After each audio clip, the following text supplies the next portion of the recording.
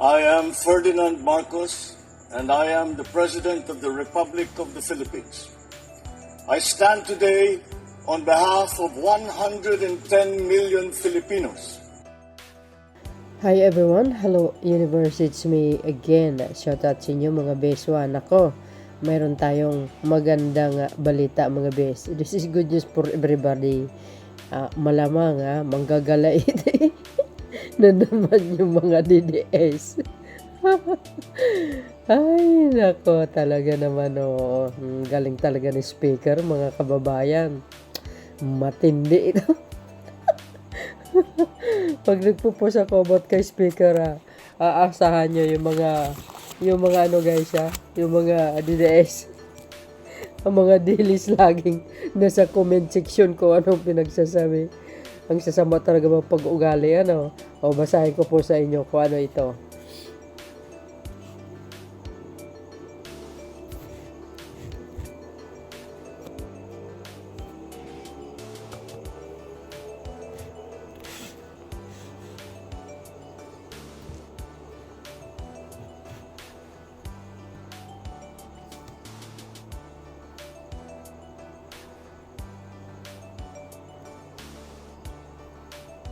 Sabi ng People's Tonight mga kababayan, research nyo siniguro ni House Speaker Martin Romualdez na mamadaliin ng Kamara de Representantes ang pagpapasa ng panukalang magtataas sa minimum wage habang binabalansi ang pangangailangan ng mga manggagawa at kapakanan ng maliliit na negosyo o micro, small at medium enterprises. Yan yung guys, yung MES.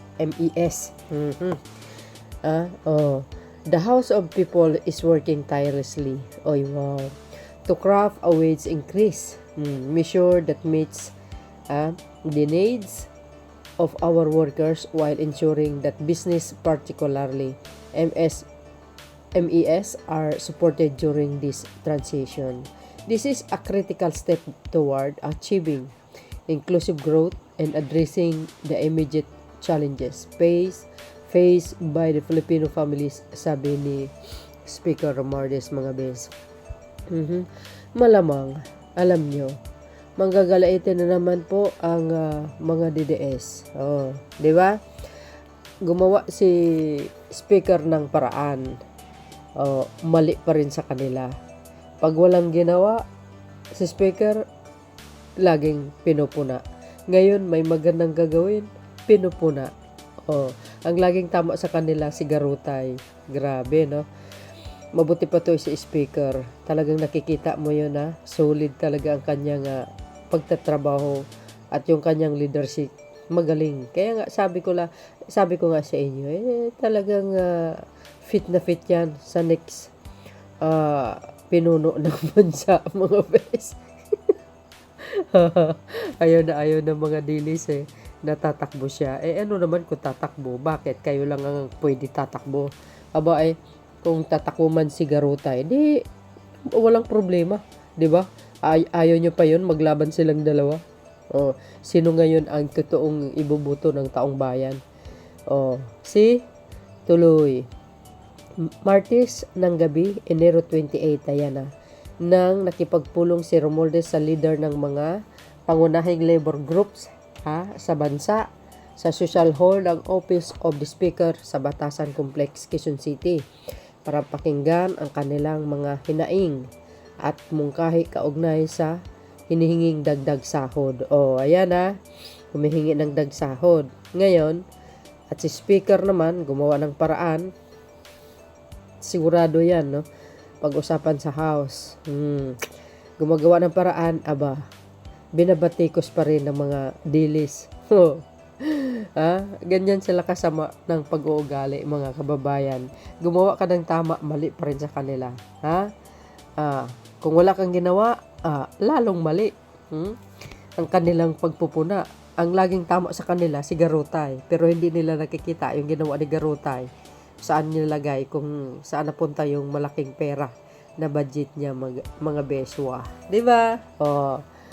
Ngayon, nakipagpulong si Speaker dahil gusto nila may dagdag sahod. Wow. Ayan, tinugon din talaga. Ganyan dapat ang leader. Ayon kay Romualdez, ang huling batas na nagtakda ng pagtataas ng sahod, ang Wage Rationalization Act of 1989 ay naisabatas. Mahigit 3 dekada na ang nakalipas kung saan nakapagbigay ito ng angkop na uminto nang hindi nagdulot ng lubhang pagtaas sa presyo ng mga bilihin at pagsasara ng mga negosyo. Agay. Tuloy. Sabi po ng Pilipinas Today, guys, ha? If we are able to do this in the past, there is no reason why we cannot do it now. Diba? Especially with careful planning and collaboration with all sectors, punto ng House Leader. Diba? Nagagawa ng nakaraan, why not ngayon? Pwedeng-pwede. Tutuusin. Lalo na ngayon, gumaganda ang takbo ng ekonomiya ng bansa. Tapos full support ang pamahalaan sa mga magsasaka, mangingisda. Nakikita nyo naman yan, mga kababayan. Diba? Ang dami magagandang programa ng Marcos Administration. Kaya yan si Speaker Martin, mga kababayan, yan talaga ang katuwang ni Pangulong Marcos Jr. sa totoo lang. Kaya talagang tinitrend talaga tinitrend talaga si Speaker. Maraming nanggagalaiti talaga sa kanya, mga kababayan. 'Di ba? Alam niyo naman 'yan kung anong dahilan kung bakit galit na galit ang mga DDS. Dahil dito sa mga pag-iimbestiga ng Quadcom. 'Di ba? Nabubunyag yung mga baho nila. Lalo na ngayon, may panibago, yung Tricom. Kaya yung mga vloggers ng yung Alipores ni Judas, nako, humanda na. Actually, mga kababayan, one of the vloggers ipapatawag sa Tricom, si Mark Lopez, mga beswa. Nagmamayabang pa. Tuloy. 200 dagdag sahod. Sabi, 200 dagdag sahod. Pinag-aralan ng Kamara. Hindi lang natin tataasan ang sweldo, titiyakan din natin na makakatulong ito sa ating ekonomiya. Ang lumalabas na census ay consensus dito sa House of Representatives pending ongoing public consultation. Baka kayang dagdagan ng 200 bawat araw ang minimum wage. Sabi ni House Speaker Martin Romualdez. Wow. Malaking tulong yan, guys, 'Di ba? Bawat araw, baka kayang dagdagan ng 200 bawat araw ang minimum wage, sabi ni Speaker Martin. Ano, mga kababayan, ano po ang kapalagayan nyo dito sa sinabi ni Speaker? Sang-ayon ba kayo? Siyempre, lahat sang-ayon, natural, kasama mga DDS dyan, imposibleng hindi.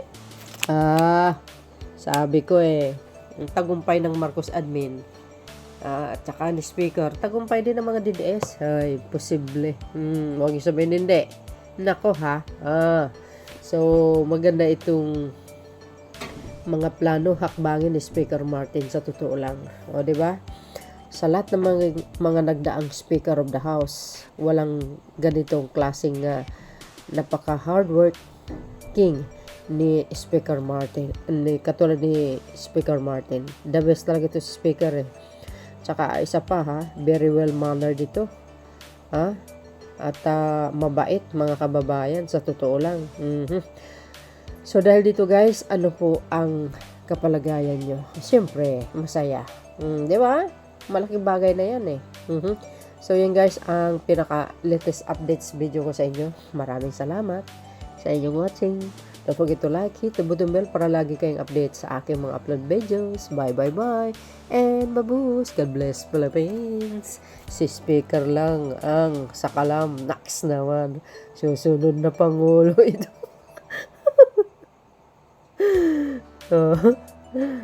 Babush.